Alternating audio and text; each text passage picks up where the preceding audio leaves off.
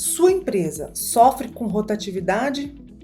Na conversa que nós vamos ter hoje, eu vou trazer um pouco desse tema para a gente, ao longo desse pequeno debate, vamos falar um pouquinho sobre o custo invisível dessa rotatividade, alguns diagnósticos que você pode já pensar em ter, como as causas, as principais causas dessa rotatividade e algumas ações que você pode implementar aí no seu dia a dia para melhorar isso. Primeira coisa, sua empresa não consegue reter pessoas, você está sempre ali na rotatividade, você treina ali o pessoal, mas aí logo em seguida nem esquentou o crachá, a pessoa já sai. Isso é muito ruim, porque isso não é bem o que a gente chama de azar, é o que a gente chama de vazamento. Isso acaba dando impacto no caixa, na energia e na cultura, não é mesmo? Você tem todo um empenho ali para poder formar aquela pessoa, passa todo o conhecimento para aquela pessoa e a pessoa logo vai embora. Sem contar que o pessoal que fica, na empresa fica com aquela sensação de que as coisas não andam, as coisas estão sempre travadas. Então isso é muito importante ser visto. E isso gera um custo. Alguns custos não são só o custo do caixa, mas um custo invisível. Por exemplo, o tempo do líder. O líder, ele vira um bombeiro. Ele está sempre apagando incêndio operacional, porque ele não consegue delegar, ele não tem quem faça. Então, o tempo do líder é um custo. 2, queda da qualidade, porque você começa a ter ali aumentos de erros, retrabalhos. Isso acaba virando ali uma norma da equipe, essa coisa do retrabalho. Terceiro, o cliente. O cliente, ele acaba percebendo essa oscilação, porque você dificilmente consegue manter um padrão. Então, o cliente percebe. A moral da equipe, e tem 4, ou seja, os bons funcionários, eles cansam de carregar o plano e saem, porque ele acaba ficando sobrecarregado. Então isso gera uma moral também na equipe, e acaba que isso vira um efeito cascata, vamos chamar assim, Então você não perde só um funcionário, você perde a continuidade daquele negócio, o aprimoramento, toda a riqueza de conhecimento que vem com a permanência de um colaborador da empresa, tá? Então aqui eu vou trazer aqui umas perguntas, para você pensar, para ter ali uma ideia de diagnóstico rápido aí da sua estrutura, que você vai fazer para você mesmo. Primeiro, você conhece a sua taxa de rotatividade mensal? Você conhece ali o grau de pessoas que entram e que saem? Você consegue medir isso? 2, você sabe por que as pessoas saem? Com dados ali, ou você tem só um achismo? 3, os seus líderes. Você já se perguntou se eles sabem liderar ou eles só cobram? Então são 3 perguntas para você refletir. 1, se você sabe sua taxa de rotatividade. 2, se você sabe o motivo que faz as pessoas saírem. E 3, se os seus líderes, de fato, eles sabem liderar ou eles só cobram. Se você não mede, você só reza, Porque você não tem evidências para se basear, você fica só no achômetro. E, no geral, aqui eu vou trazer as 5 causas comuns dessa rotatividade. Primeiro, é a contratação errada. O perfil não combina com a rotina da cultura. Você acaba contratando por indicação, contratando porque, enfim, sem fazer ali uma apuração mais a fundo, do perfil daquela vaga, do perfil daquele colaborador. Então, isso é o primeiro ponto, contratação errada. O segundo é o que a gente chama de onboard frouxo, ou seja, a pessoa entra e fica se virando sozinha, ela não recebe ali na chegada algumas instruções, ela não recebe o básico ali para ter umas instruções do dia a dia, ela chega e já vai rodando, sabe? Vai se virando. Então isso gera ali para a pessoa uma sensação muito ruim, a pessoa não consegue se sentir acolhida, a pessoa se sente insegura, e aí sente que falta alguma coisa. Então ter ali, o processo, uma das causas muitas vezes é isso, você ter um processo de chegada ali do colaborador é muito importante. Número 3, liderança que espanta. Imagina aquele líder que fica fazendo microgestão, age com grosseria ou com incoerência. Isso é muito comum. A microgestão, por exemplo, é quando o gestor, ele quer saber dos detalhes do detalhe do detalhe. E aí ele não confia no funcionário. A impressão que dá é que ele não confia. Então ele, como líder, muitas vezes ele tem que se preocupar de uma forma mais macro com as coisas e não com os mínimos detalhes. Para situações assim que são relevantes, que são arriscadas, que tem impactos relevantes, tudo bem, faz até sentido você fazer uma microgestão. mas para as coisas que são ali do dia a dia e coisas mais amplas, vamos chamar assim, isso só causa desgaste. 4. Carreira travada. Então ninguém vê futuro ou crescimento na empresa. Isso acontece muito com gerações, né, as gerações mais novas. Gerações mais novas, elas têm essa necessidade de ver com mais rapidez, digamos assim, com mais clareza aonde elas podem ir, onde elas podem chegar. Então, ter assim essa falta de parâmetros de como a empresa está, de onde ela vai chegar, qual é a perspectiva de futuro, não só em termos de carreira, mas até da empresa. Passar isso, envolver isso para as pessoas, isso gera assim um engajamento, um pertencimento. 5. Reconhecimento desalinhado. Ou seja, falta clareza e justiça no salário. Você acaba trazendo pessoas para o mesmo nível, dentro da mesma faixa, dentro dos mesmos critérios, do mesmo tempo de serviço, vamos dizer assim, ganhando as mesmas coisas. Quando você tem assim salários discrepantes, as pessoas, por mais que você ache que é sigiloso, não é. As pessoas comentam uma com a outra o quanto elas ganham, os benefícios que ela tem.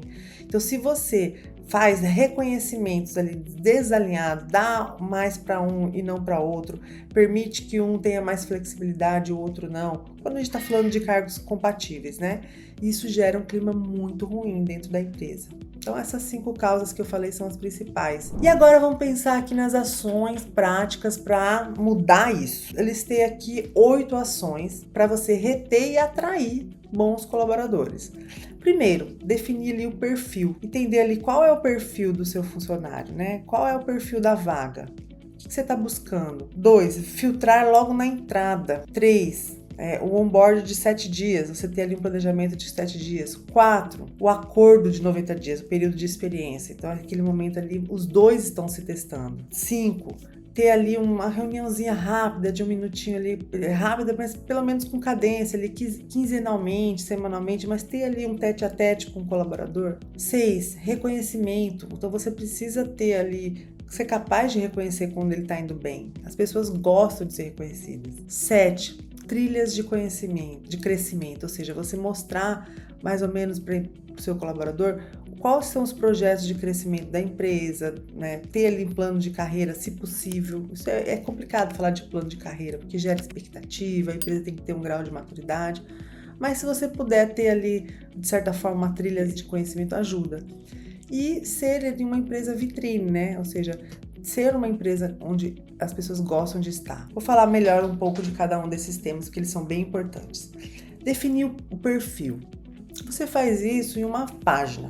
Você escreve ali a missão do cargo, as 5 responsabilidades chaves daquela função, 3 atitudes que você considera inegociáveis. Então você define ali num papel, numa página, aquele cargo, aquela missão, as responsabilidades, e aí, quais são aquelas atitudes que você não permite de jeito nenhum que aquele cargo, aquela função faça. Missão do cargo, 5 responsabilidades chaves e 3 atitudes negociáveis.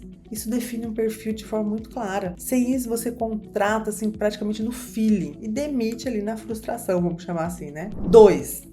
Filtro de seleção. Faz ali um teste rápido, um teste prático de 30 minutinhos, faz ali uma entrevista comportamental, coloca ali situações reais, não hipotético, mas situações que você já conhece da sua empresa e que você sabe que no dia a dia vai ser desafiador.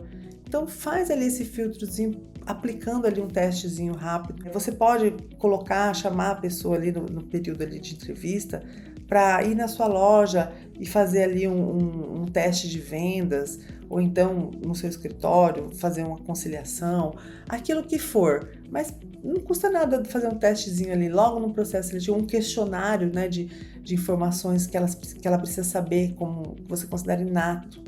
Elabore ali um teste e aplique, não tem problema nenhum. E coloque situações práticas para a pessoa, para ver como que ela vai reagir naquelas situações. Isso também gera ali uma assertividade na contratação. Porque lembra o seguinte, o currículo ele é uma promessa, o teste que você aplica ele é uma evidência. Então é muito melhor você testar e ter ali a evidência do que você ficar só confiando no currículo, viu? Isso é uma dica muito importante que eu lhe dou. 3, né? Repetindo ali, um onboard de 7 dias. Então você faz ali, primeiro dia, você estabelece ali 7 dias para a pessoa se encaixar na empresa, vamos chamar assim.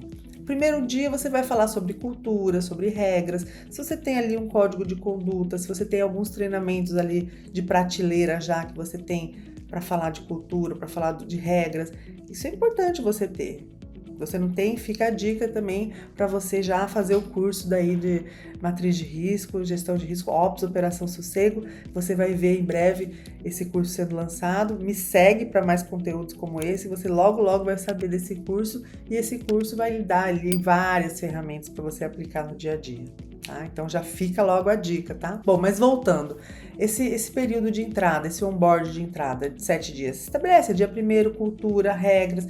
Do dia 2 ao 5 você vai falar assim um pouquinho dos checklists, um pouco das situações assim mais sombrias da empresa, das dificuldades, vai mostrar um pouco das dificuldades da empresa, dos pontos críticos e vai trazer ali os checklists importantes para aquela função. No dia 6 e 7 você faz uma devolutiva, você procura saber ali como é que tá, se tem dúvidas, interage com a pessoa para saber ali como é que tá o processo dela e faz ali alguns ajustes que for preciso. Então pense o seguinte, esse pacote de entrada, vamos dizer assim, ele é uma ferramenta anti-rotatividade. Ele ajuda no aculturamento, em tudo. Bom, número 4.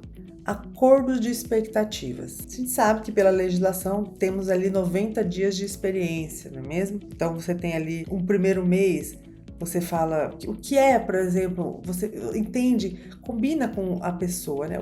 Faz um acordo de expectativa. O que é o sucesso, né, para essa relação no primeiro mês? Poxa, o primeiro mês a pessoa está chegando, ela tá ainda se inteirando das coisas, então o que é um bom indicador de sucesso para o primeiro mês? E para o segundo? No segundo mês a pessoa já está lá mais, né, um pouco mais à vontade, já conhece mais, então o que você espera nesse segundo mês dessa pessoa e o que ela espera da empresa também, né? Digamos assim. E para o terceiro mês, né? O que você já vislumbra de possibilidades que já podem ser tocadas no terceiro mês? Então, as pessoas, elas não saem do trabalho, assim, do nada. Elas saem, muitas vezes, da confusão que ela tá. Então, isso é muito importante. Número 5. Rotina quinzenal. 15 minutinhos você se reúne com a pessoa, nem que for a cada 15 dias, ou uma vez por semana, mas vamos pensar ali em 15 dias. E você procura entender ali naquela relação ali o que travou, o que te ajudou, o que você precisa de mim. Então faz ali uma reunião ali com aquela pessoa de 15 minutinhos ali para pelo menos saber dela, ouvir ela, né? Então isso é uma cadência, você estabelece uma cadência na sua equipe. O que é cadência? É uma rotina.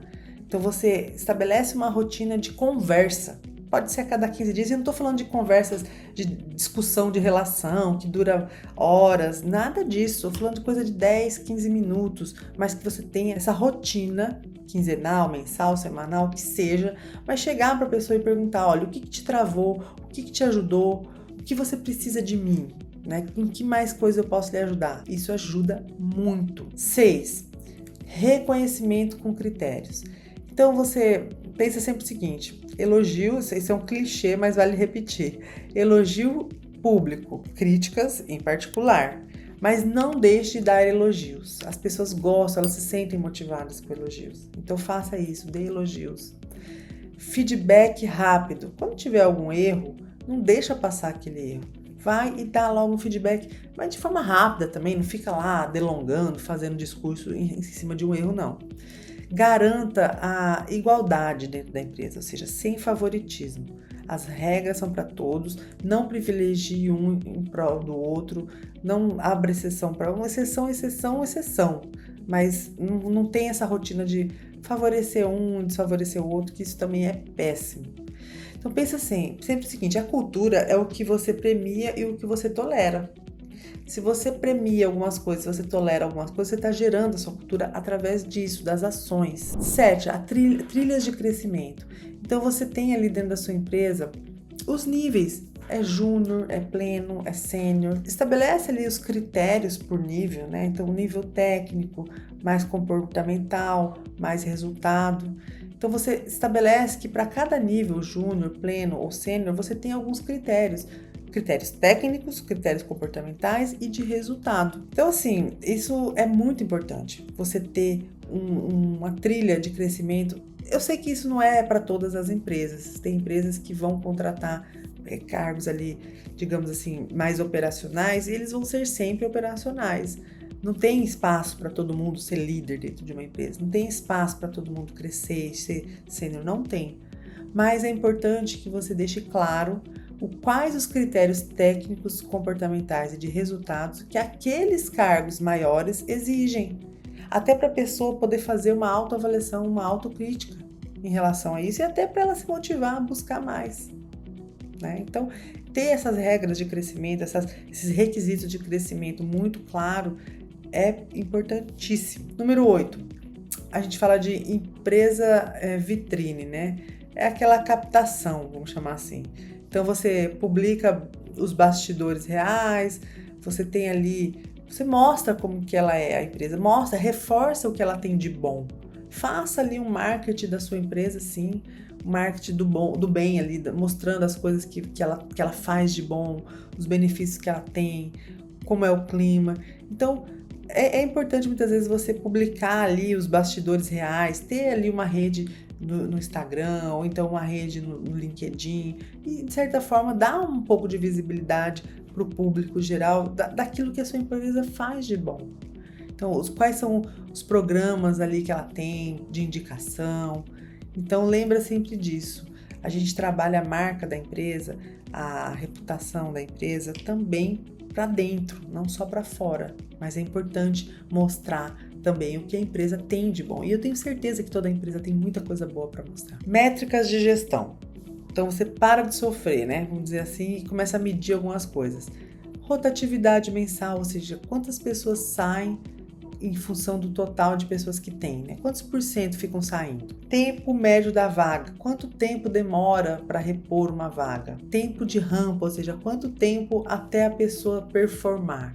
Quanto tempo leva, né, a pessoa naquela função para ela realmente estar ali à vontade? Quais são os motivos de desligamento? Ou seja, quais os top 3 motivos reais? Não o que eles dizem na saída, né? Mas quais os principais motivos que eles dizem, né? Que você descobre que as pessoas saíram. Foram para um emprego que paga melhor? Não estavam se sentindo, não gostavam do clima, do chefe? Ou elas não conseguiam ter conciliar, né, a vida pessoal com a vida do trabalho. Porque hoje em dia também tem muito isso, as pessoas buscam muito qualidade de vida, a história do home office, de perda de trânsito, né, tempo de trânsito. Muitas empresas que podem optar por trabalho de home office, muitas pessoas estão buscando demais trabalho home office. Então, às vezes, ele é uma moeda de troca, sim. Mas cada empresa tem o seu perfil e todas têm as suas especificidades. Tem empresas, tem locais, tem trabalho que não vai ter home office mesmo. É inato daquele tipo de função trabalhar presencial. Mas se você entender os motivos que saem, né, que fazem as pessoas sair, vai ajudar você a prever isso. Bom, este foi o nosso pequeno bate-papo sobre retenção de talentos, sobre o problema que é, né, essa coisa do turnover, né, vamos chamar assim.